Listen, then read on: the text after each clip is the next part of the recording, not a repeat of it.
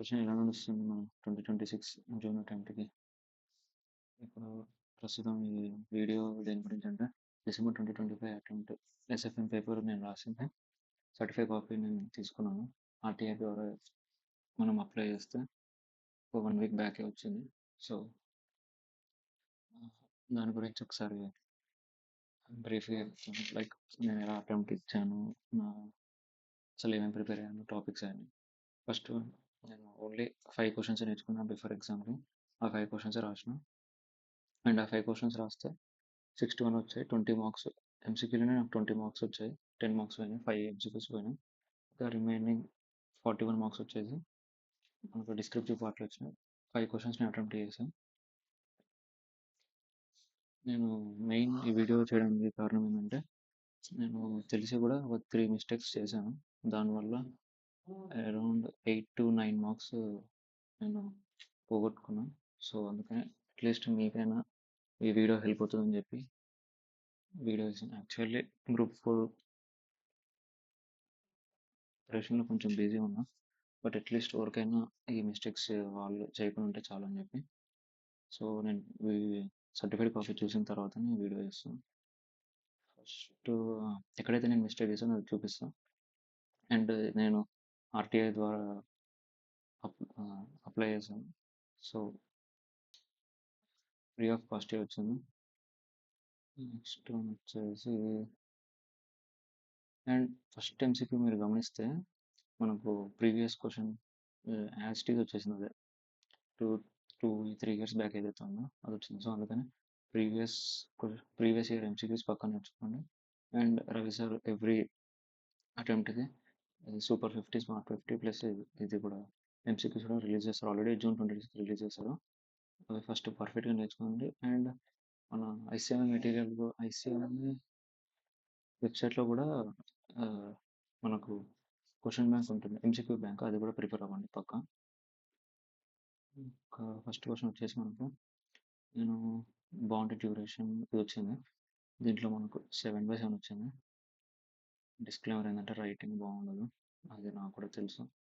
దీనికి 7/7 మనకు ఇది బాండ్ వాల్యుయేషన్లో ఈ సెక్యూరిటీ వాల్యుయేషన్ ఉంటుంది మనకు సేమ్ స్టడీ మ్యాట్లో. బట్ ఏ క్వశ్చన్ మనకు ఉండదు బాండ్ వాల్యుయేషన్ పైన. అండ్ ప్రీవియస్ అటెంప్ట్స్ ఏవైతే జరిగినాయో security valuation with relate to bond valuation, దాంట్లో మనకు కన్వర్టబుల్ బాండ్ ఫ్రీక్వెంట్గా అడుగుతాడు. మనకు కన్వర్టబుల్ బాండ్ అసలు కాన్సెప్టే లేదు, కానీ క్వశ్చన్స్ అడుగుతారు. అండ్ బాండ్ డ్యూరేషన్ కూడా అసలు క్వశ్చన్స్ ఏం లేవు, మేబీ ఒక ఎంసీక్యూ ఉంటుంది, బట్ క్వశ్చన్స్ అయితే అడుగుతారు. సో, అందుకని మనం ఫుల్ కాన్సెప్చువల్గానే నేర్చుకోవాలి. నెక్స్ట్ క్వశ్చన్ వచ్చేసి నేను రాశాను 6B రాశాను. దీంట్లో అనుకుంటా మేబీ నెక్స్ట్ దాంట్లో పోయినట్టుంది నాకు. దీంట్లో వచ్చాయి 5 వచ్చాయి. దీంట్లో ఒకటి రాదు నాకు. సో, అందుకని దీంట్లో అయితే 4 సబ్ క్వశ్చన్స్ ఉంటే నేను 3 సబ్ క్వశ్చన్స్ చేశాను. సో, అందుకని కరెక్ట్ అయినాయి. అసలు 4th నాకు రాయని కూడా రాయలేదు, అందుకని రాలేదు. వచ్చేసి 6A. ఇది నేను చేసిన మిస్టేక్ ఏంటంటే, ఇక్కడ ఆన్సర్ చూసుకుంటే సజెషన్ ఆన్సర్ ఎంత చూద్దాం. 6A కదా, నాకు సజెషన్ ఆన్సర్లో 6A ఏంటది 13,207 ఉంది. 13,207 నాకు ఎంత వచ్చింది? 13,207 అంటే 20 రూపీస్ అట్లా తక్కువ వచ్చింది అంతే. దేనికి వచ్చిందంటే ఒకసారి అసలు ఎక్కడ మిస్టేక్ అయిందని చూస్తే, మనమేమో 59 డేస్ అనుకున్నాం.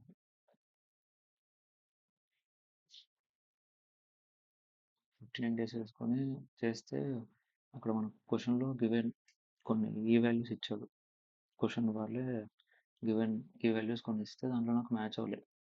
59 డేస్ వేసుకొని చేస్తే నాకు రాలేదని చెప్పి కింద ఇట్లా హింట్ రాశాను. నాకు అది రాలేదని చెప్పి ఇట్లా మంత్ బేస్ తీసుకున్నా అని చెప్పి, మంత్ బేస్ తీసుకున్నా కాబట్టి నాకు 20 రూపీస్ కొంచెం ఎక్కువ వచ్చింది. సో, అది నాకు మిస్టేక్ అయింది. ఒకవేళ 58 డేస్ వేరే వేరే వాళ్ళ పేపర్ చెక్ చేస్తే వాళ్ళు 58 డేస్ తీసుకొని మల్టిప్లికేషన్ చేస్తే అప్పుడు క్వశ్చన్లో ఉన్నది మనకు వచ్చింది. అప్పుడు ఆ వాల్యూ తీసుకొని వేసినాను. సో, దీనివల్ల 2 మార్క్స్ అయినట్టున్నాయి.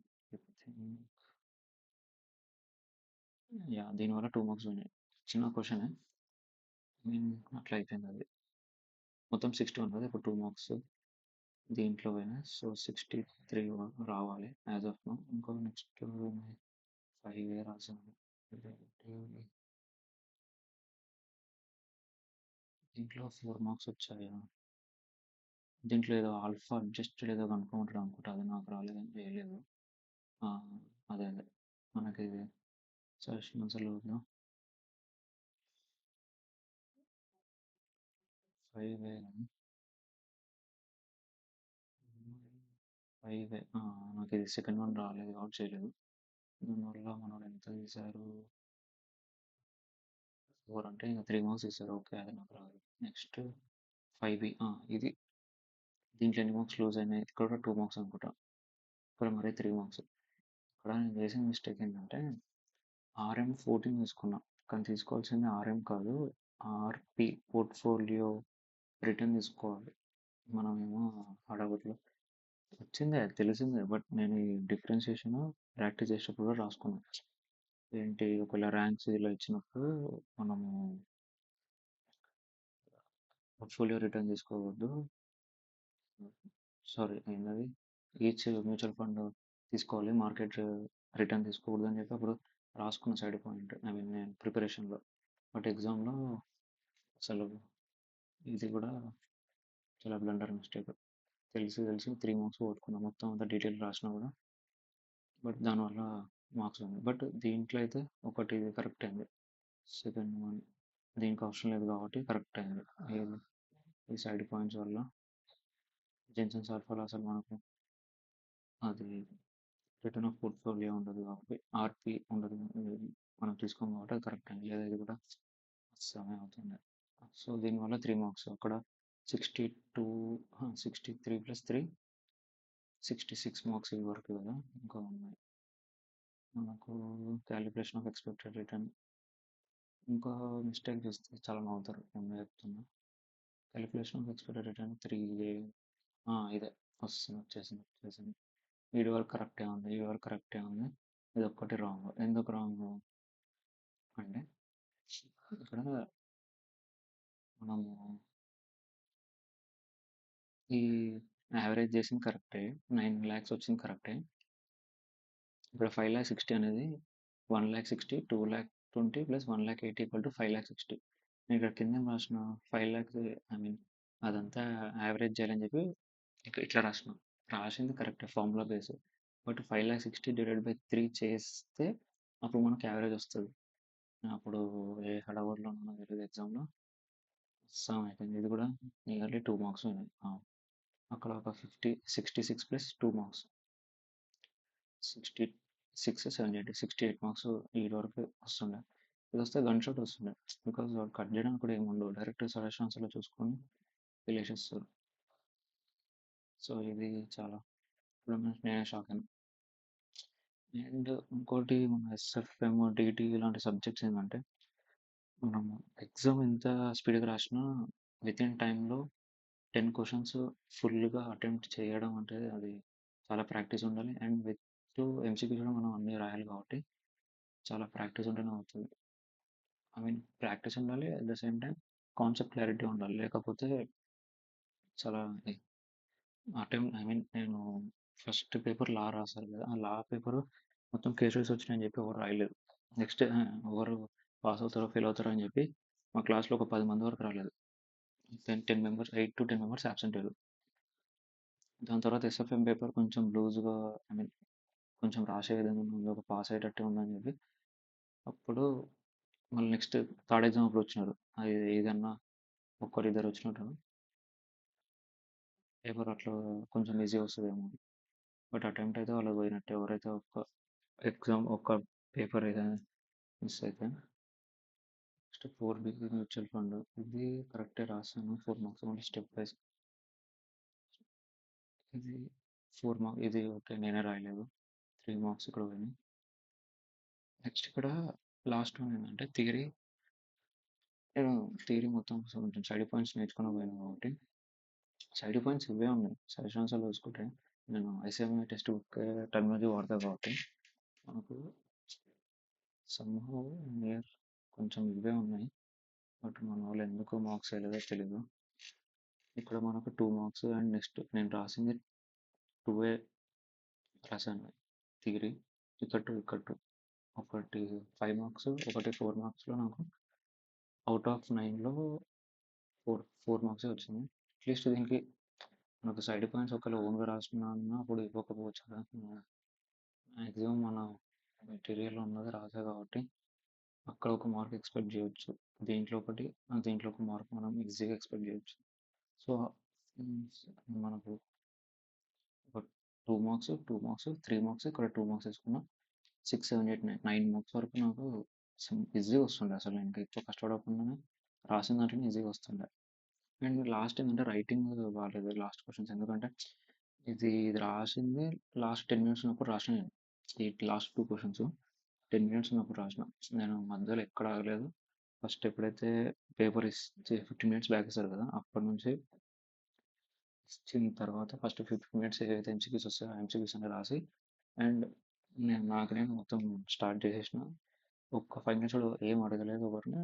లైక్ అడగనీకి కూడా టైం ఉండదు మనకు ఎస్ఎఫ్ఎం డీటీ పేపర్‌లో. ఇక మొత్తం రాస్తూనే ఉన్నా. అందుకనే ఆ స్పీడ్‌లోనే ఈ మిస్టేక్స్ అయినాయి. 3 మిస్టేక్స్ చాలా సిల్లీ మిస్టేక్స్. ఇదైతే మరి దారుణం. అడిషన్ కూడా రాదనుకుంటారు. అడిషన్ కాదు. డివిజన్ క్యాలిక్యులేటర్‌లో ఒక కొట్టలేదు. అస్సాం అయిపోయింది. ఇంకోటేంది ఇంకోటి ఇది ఆర్ఎంఆర్‌పి అక్కడ వాడు ఇచ్చిన నేను ఎందుకు ఇది తీసుకున్నానో తెలీదు.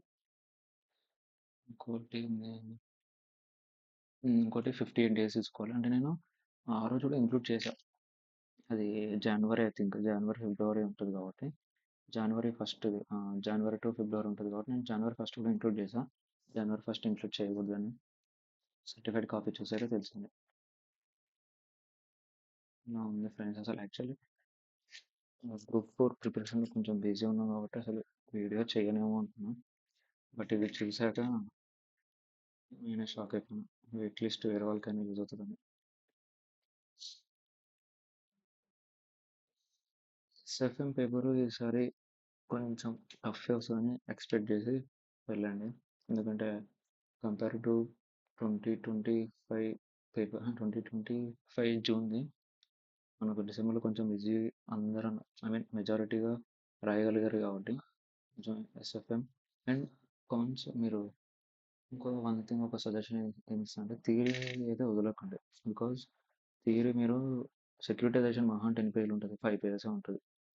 అది 5 pages 5 pages 4 marks gun shot వస్తుంది. ప్లస్ ఒక ఎంసీక్యూ వస్తుంది. మీరు 5 to 6 పేజెస్ నేర్చుకుంటే 6 మార్క్స్ వస్తుంది. ఇది తెలియక కొంతమంది స్టూడెంట్స్ అసలు థియరీ ఎవరు రాస్తారులే అని చెప్పి వదిలేస్తారు. బట్ థియరీలో ఇంత ఈజీగా తెలుసుకోవచ్చా అనే విషయం తెలియక వదిలేస్తారు, నెగ్లెక్ట్ చేస్తారు. ఇంకోటి ఏంది ఇంటర్నేషనల్ మానిటర్ ఫండ్ ఐఎఫ్ఎం. ఆ థియరీ మీరు నేర్చుకుంటే ఓన్లీ 14.2 నేర్చుకోండి. 14.1 ఒకప్పుడు ఇచ్చాడు.